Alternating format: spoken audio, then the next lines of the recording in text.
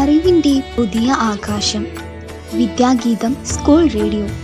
Government higher secondary school Sreekandapuram. ഇന്നത്തെ ഈ പുതിയ എപ്പിസോഡിലേക്ക് ഏവർക്കും ഹൃദ്യമായ സ്വാഗതം. ഇന്ന് നിങ്ങളുടെ കൂടി ഞാൻ തേജ രതീഷ് 9th B, ഞാൻ അരുന്ധതി കെ 9th E, ഞാൻ മുഹമ്മദ് അജിദർ AP 8th E.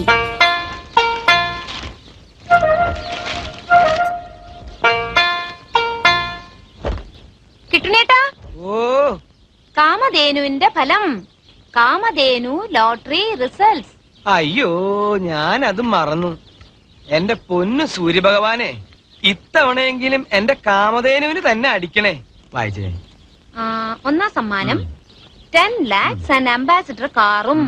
അതൊക്കെ കൊറേ കേട്ടിട്ടുണ്ട്. First prize ticket number K കൊറേ കണ്ടിട്ടുണ്ട്. L 7 2 2 0 0 7 8. ഇതുവരെ ശരിയാണോ കിട്ടുന്നേട്ടാ? ഇതുവരെ വളരെ ശരിയാ.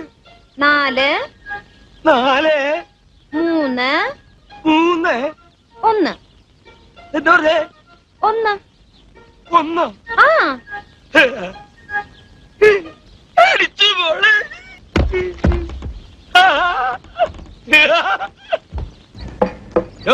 താൻ എവിടേക്കായി നോക്കണേ? താന്റെ പൊട്ടം കളിക്കുക. ഞാൻ തന്നെ വിളിച്ചത്. എടോ, കോട്ടും സൂട്ടും ഇട്ട് ഒരു വിറകോളിനും കടിച്ചു പിടിച്ച് നാരണയ്ക്ക് കൊള്ളാത്ത ലൊടുക്ക കാറില് ഇങ്ങനെ ഞെളിഞ്ഞിരുന്നാലേ സായിപ്പാവില്ല. നിന്നൊന്ന് ഞാൻ ശരിയാക്കി തരടാ. എടാ മുരട്ടി കാളെ, സുപ്രീം കോടതിയിൽ നിന്ന് വിളിക്കാൻ തുടങ്ങിയതല്ലേ നീ എന്റെ തന്തയ്ക്ക്? ഇത്രയും നാള് ഞാനത് കേട്ടതേ എന്റെ ഗതികേട് കൊണ്ടാ.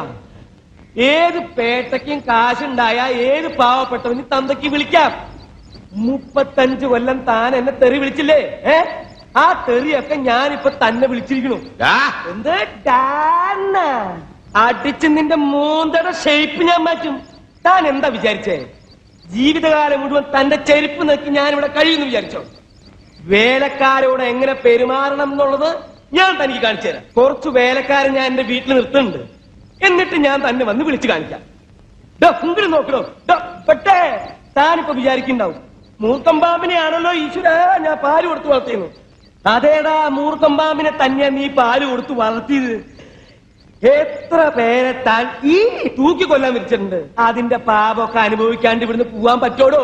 ഞാൻ പോയി കഴിഞ്ഞ താൻ ഇവിടെ കിടന്നുണ്ടല്ലോ, മൂക്കുകൊണ്ട്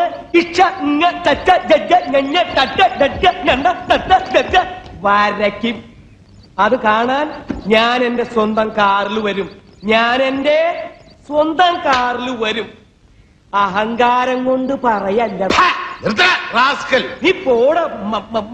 അത് വേണ്ട, മത്തങ്ങത്തറിയാ. ധൈര്യം നീ ഇങ്ങ് വേണം, പുറത്തേക്ക് ഇങ്ങ് വേണം. ഇന്ന് ഫെബ്രുവരി 28 മലയാള ചലച്ചിത്ര അഭിനേതാവായ ഇന്നസെന്റിന്റെ ജന്മദിനം.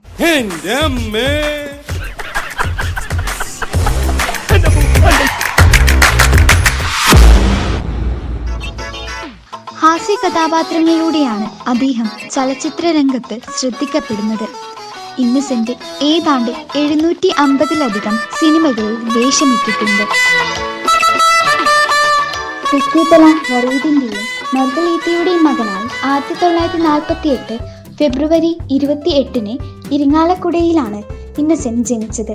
Little flower government high school, national high school, Don Bosco SNH school എന്നിവിടങ്ങളിലായിരുന്നു പഠനം. 8ാം ക്ലാസ് വരെയാണ് ഇന്നസെന്റ് പഠിച്ചത്. ആലീസാണ് ഇന്നസെന്റിന്റെ ഭാര്യ. സോണറ്റ് ഏകമകൻ.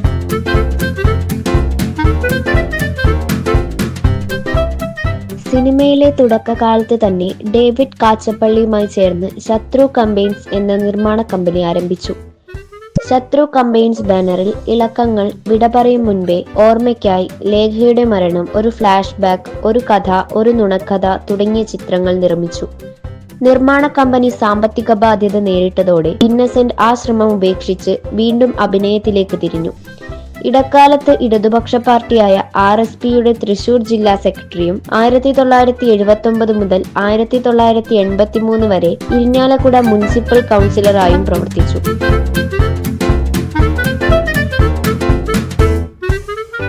ഭരതൻ സംവിധാനം ചെയ്ത് 1982 റിലീസായ ഓർമ്മക്കായി എന്ന സിനിമയിലെ കഥാപാത്രമാണ് ഇന്നസെന്റിന്റെ അഭിനയ ജീവിതത്തിൽ വഴിത്തിരിവായത്. തൃശൂർ ഭാഷയിൽ ഇന്നസെന്റ് ആദ്യമായി സംസാരിക്കുന്നതും ഈ സിനിമയിലാണ്. പിന്നീട് അങ്ങോട്ട് എണ്ണിയാലൊടുങ്ങാത്ത ചിത്രങ്ങൾ. സിനിമയിലെ തൃശൂർ ഭാഷ ഇന്നസെന്റായി പരിണമിച്ചതും അക്കാലത്താണ്.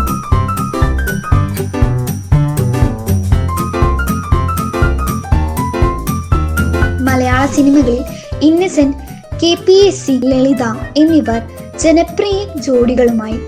ഏകദേശം ഇതുവരെ 750-ലധികം മലയാള ചലച്ചിത്രങ്ങളിൽ അഭിനയിച്ച ഇന്നസെന്റ് മലയാള സിനിമയിലെ മികച്ച ഹാസ്യ താരങ്ങളിൽ ഒരാളാണ്. രാഘവ, അപ്പോ ഇന്നും നീ ഈ പണി തീർക്കില്ല അല്ലേ രാഘവ?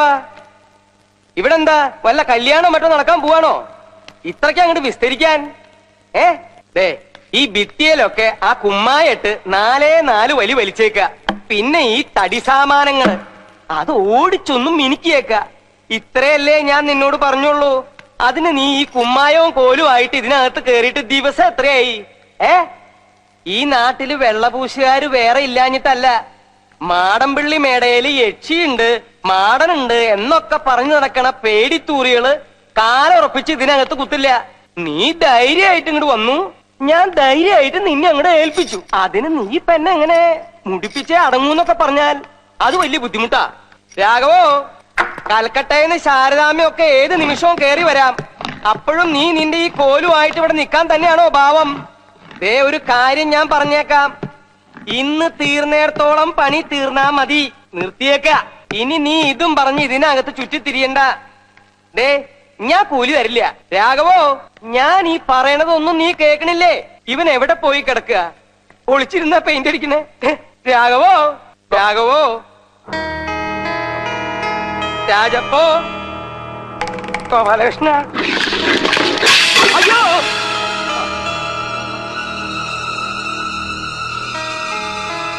ആയിരത്തി 1986 മുതലാണ് ഇന്നസെന്റ് സിനിമകളിൽ സജീവമായത്. 1989 റിലീസായ റാംജി റാവു സ്പീക്കിംഗ് എന്ന സിനിമയിലെ മാന്നാർ മത്തായി എന്ന കോമഡി കഥാപാത്രം വലിയ ജനപ്രീതി നേടുകയും ധാരാളം ആരാധകരെ സൃഷ്ടിക്കുകയും ചെയ്തു. തുടർന്ന് ഗജകേസരി യോഗം, God father, Kilukkam, Vietnam colony, Devasuram, Kabuliwala എന്നിങ്ങനെ നിരവധി സൂപ്പർ ഹിറ്റ് സിനിമകളിൽ മികച്ച കഥാപാത്രങ്ങളെ അവതരിപ്പിക്കാൻ ഇന്നസെന്റിന് കഴിഞ്ഞു. കോമഡി റോളുകളും സീരിയസ് റോളുകളും ഒരേപോലെ കൈകാര്യം ചെയ്യുന്ന നടനാണ് ഇന്നസെന്റ്. വെള്ളിത്തിരിയിൽ അഭിനയിക്കുന്ന എല്ലാ കഥാപാത്രങ്ങളെയും പ്രേക്ഷകരുടെ മനസ്സിൽ എന്നെന്നും നിലനിർത്താൻ അദ്ദേഹത്തിന് കഴിവുണ്ട്. കോമഡി റോളുകളിലെ അഭിനയമാണ് ഇന്നസെന്റിനെ ജനപ്രിയ നടനാക്കി മാറ്റിയത്. ചെണ്ടക്കൊരു കോലുണ്ടട മണ്ടക്കൊരു കൊട്ടുണ്ടട ചൊല്ലിപ്പടി തല്ലിപ്പടി താളം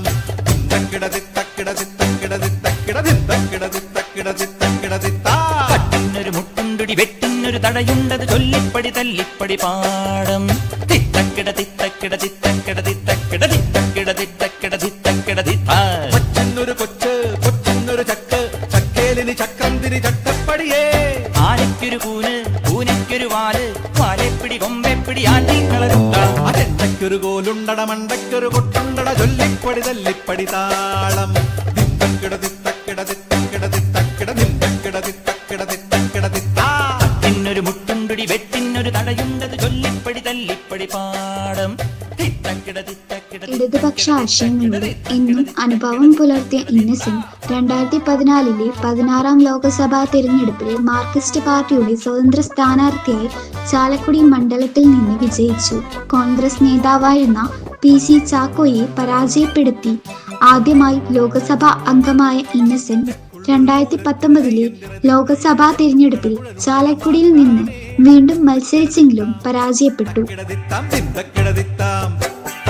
ഇന്ന് അതിഥിയായി നമ്മുടെ കൂടെയുള്ളത് ഏഷ്യാനെറ്റ് ചാനലിലെ മുൻഷി എന്ന പ്രോഗ്രാമിൽ അഭിനയിക്കുന്ന ശ്രീ രാജേന്ദ്രൻ നാറാത്താണ്. പ്രിയപ്പെട്ടവരെ, എല്ലാവർക്കും നമസ്കാരം. ഞാൻ രാജേന്ദ്രൻ നാറാത്ത്.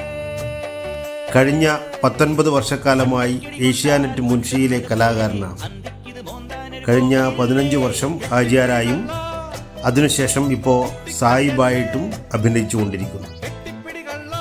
കണ്ണൂരുകാരനാണ്, നാറാത്തുകാരനാണ്. വളരെ സന്തോഷം നിറഞ്ഞ ഒരു നിമിഷത്തിലാണ് ഞാനിത്. ഇന്ന് മലയാളത്തിലെ മികച്ച ഹാസ്യ നടന്മാരിൽ ഒരാളായിരുന്ന ശ്രീ ഇന്നസെന്റിന്റെ ജന്മദിനത്തിൽ അദ്ദേഹത്തെക്കുറിച്ച് കുറച്ച് കാര്യങ്ങൾ സംസാരിക്കാനും ഒപ്പം നിങ്ങളുടെ കൂടെ കൂടുവാനും സാധിച്ചതിൽ എനിക്ക് അതിയായ സന്തോഷമുണ്ട്. 8ാം ക്ലാസ്സിൽ ഇന്നസെന്റ് പഠിപ്പ് നിർത്തി. അതിന് കാരണം പറഞ്ഞത് ഇങ്ങനെയായിരുന്നു: എൻ്റെ കൂടെ പഠിച്ചവരെല്ലാം ഇപ്പോൾ മാഷുമാരായി ചേർന്നു. അവരെന്നെ പഠിപ്പിക്കുന്നത് എനിക്കിഷ്ടമായി.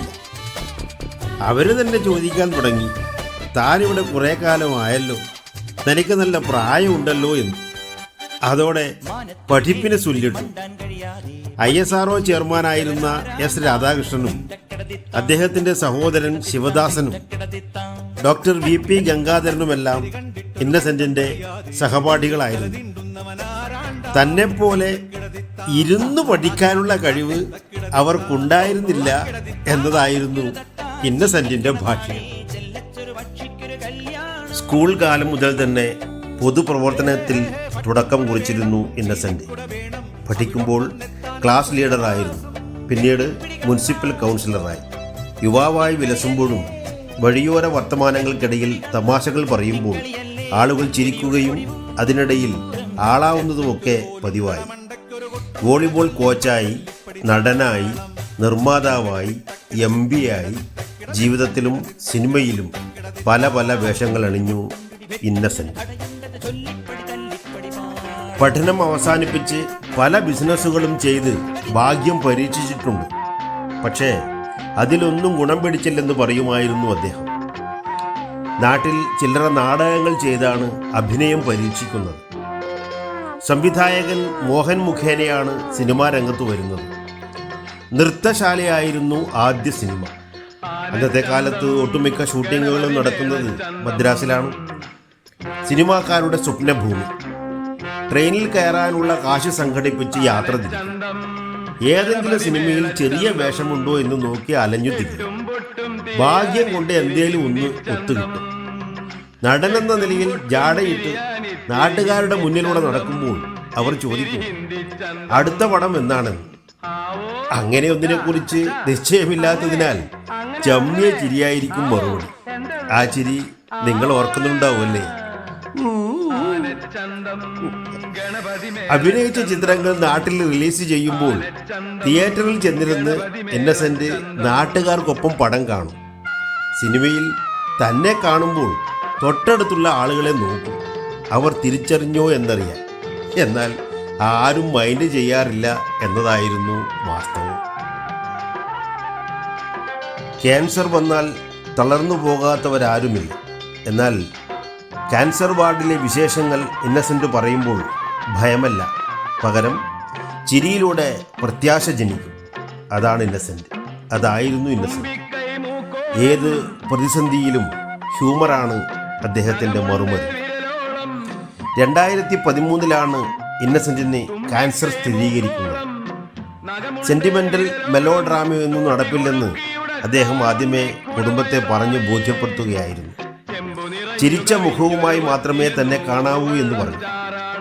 റേഡിയേഷന് പോലും ആഘോഷമായാണ് പോയതെന്നും ഇന്നസെന്റിന്റെ ഇഷ്ടപ്രകാരം അന്നു തൊട്ടേ നിറഞ്ഞ പുഞ്ചിരിയോടെ തന്നെയാണ് രോഗത്തെ എതിരേറ്റതെന്നും ഭാര്യ ആലീസും പറയുന്നു. രോഗം മൂർച്ഛിക്കുന്ന അവസ്ഥയിൽ കടുത്ത വിഷാദ രോഗത്തിലേക്ക് വഴുതി വീഴാതിരിക്കാൻ എഴുത്തിലേക്ക് തിരിയാൻ ഇന്നസെന്റിനെ പ്രേരിപ്പിച്ചത് സംവിധായകൻ സത്യൻ അന്തിക്കാടാണ്.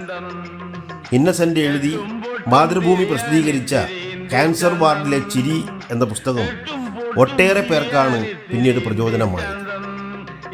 3 തവണയാണ് ഇന്നസെന്റിനെ ക്യാൻസർ വരിഞ്ഞുകെട്ടിയത്.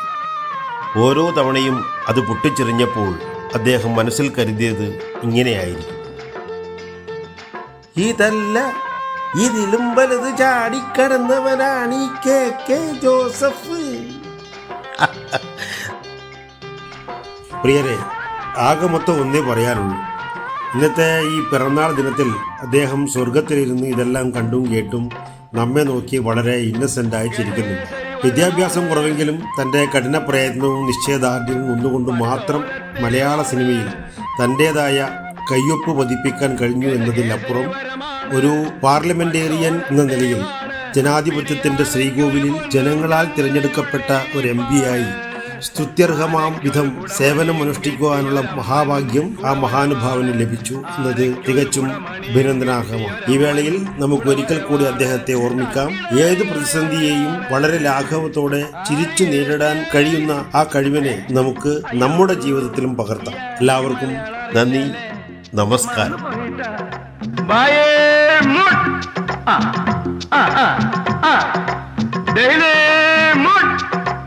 ഞാൻ പഠിച്ചല്ലോ.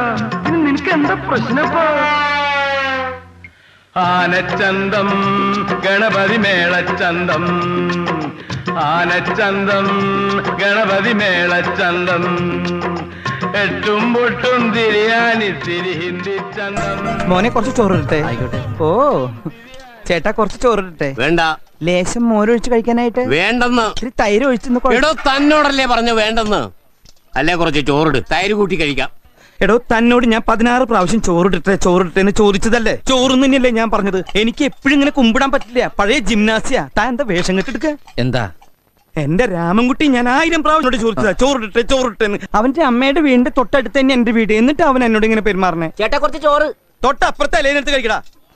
ഓരോരുത്തന്മാര് വയറ് വാടകയ്ക്ക് തോന്നിരിക്കുക. തന്നെ കല്യാണം വിളിച്ചിട്ടുണ്ടാ? ഉണ്ടെങ്കിൽ കല്യാണം കുറി കാണിക്കടാ. വേണോ ചോദിച്ചാ വേണ്ടാന്ന് പറയാ. ഇവനാര്? ഊണ് മാഷ. ചോറ്. എനിക്കിനി ചോറ് വേണ്ട. അതെന്താണ് നിനക്ക് ചോറ് വേണ്ടാത്ത?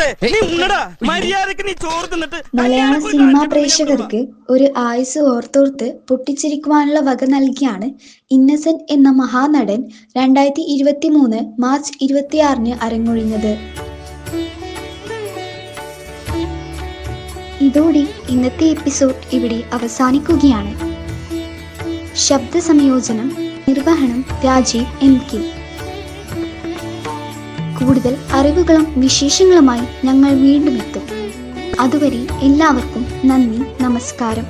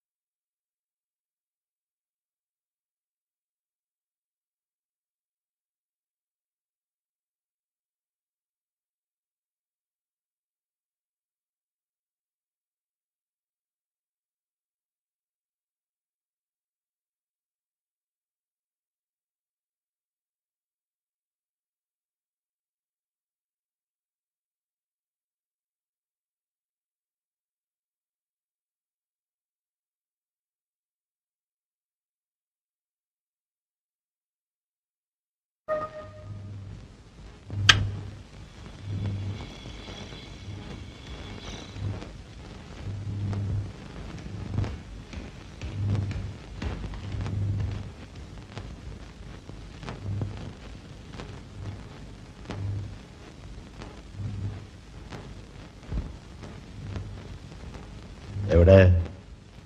ഗവൺമെന്റ് ഹയർ സെക്കൻഡറി സ്കൂൾ ശ്രീകണ്ഠാപുരത്തെ കുഞ്ഞുമക്കളോടൊപ്പം ഈ ഒരു വേള സമ്മാനിച്ചതിന് എല്ലാവർക്കും എൻ്റെ ഹൃദയം നിറഞ്ഞ നന്ദി. ഏമാനെ നല്ലല്ലോ അന്ന് നീ എന്നെ വിളിച്ചത്. സാറെന്ന് വിളിക്കാറുണ്ട്, ജഡ്ജി എന്ന് പറയാറുണ്ട്. എന്നത് തെറ്റാ? അല്ല, കാറ് വാങ്ങാൻ പോയ ദിവസം എന്നെ വേറൊരു പേര് വിളിച്ചല്ലോ. ഞാനൊരു സത്യം പറഞ്ഞ് വിശ്വസിക്കൂ? പറയൂ. എന്നാ എനിക്കത് ഓർമ്മയില്ല. എനിക്ക് ഓർമ്മയുണ്ട്. മത്തങ്ങ തലയാന്ന് വിളിച്ചില്ലേ? എനിക്ക് നീ മതിയായിട്ടില്ലല്ലേ? ഇവൾ ഒരുത്ത ഇതൊക്കെ വരുത്തി വെച്ചത്. ലോട്ടറി അടിച്ചെന്ന് ഇവളാ എന്നോട് കള്ളം പറഞ്ഞു. ഞാൻ കാറും വീടും മേടിക്കുമ്പോ ഇവിടുത്തെ തല്ലിപ്പുളി പണി കളഞ്ഞിട്ട് ഇവൾ എന്റെ വീട്ടിൽ വന്ന് വേലയ്ക്ക് നിൽക്കാന്ന് പറഞ്ഞു. ഈ മൂദേവി നോക്ക് നോക്ക് നോക്ക്, മൂത്തോക്ക് നോക്ക്.